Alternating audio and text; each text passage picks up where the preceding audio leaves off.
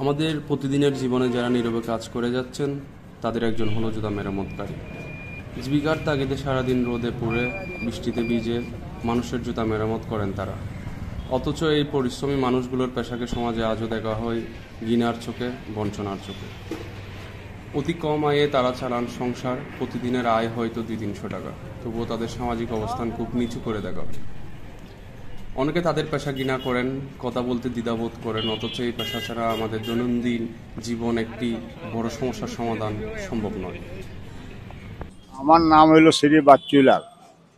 আমার ফ্যামিলিতে আছে 7 জন। আমরা সকাল 10টায় আসি, রাত 9:30-10টায় চলে যাই।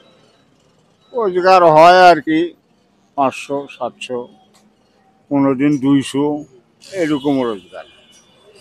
বসার জায়গা পাই না। এই যে মানুষের রোদ বৃষ্টির মধ্যে এখানে বসে থাকি, তাও বসতে দেয় না পেছনের দোকানদারেরা। এইভাবেই দিন কাটাচ্ছি। ডেইলি স্টারের সূত্র মতে রংপুর বিভাগ সহ লালমনিরহাট, কুড়িগ্রাম, গাইবান্ধা ও নীলফামারী জেলার হাবিদাস সম্প্রদায়ের প্রায় 700 জন জুতা মেরামতের কাজে নিয়োজিত রয়েছে। তাদের কোনো আনুষ্ঠানিক সম্মতি নেই যেটার মাধ্যমে তারা তাদের দুঃখ দুর্দশার কথা বলবে। ওরা নিম্ন শ্রেণীর মানুষ হলে ওরাও তো মানুষ, ওটাও তো একটা কর্ম। তারা তো আর অন্য কিছু পেশা করতে পারে না, এটাও তো একটা পেশা, শ্রম করে, এটাও একটা তাদের কর্ম। তাদেরকে ভালো চোখে দেখা উচিত। আমি মনে করি তাদেরকেও ভালো চোখে দেখা উচিত।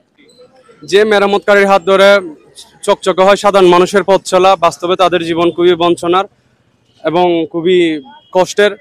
Mizanur Rahman, BMCJ TV, Rangpur.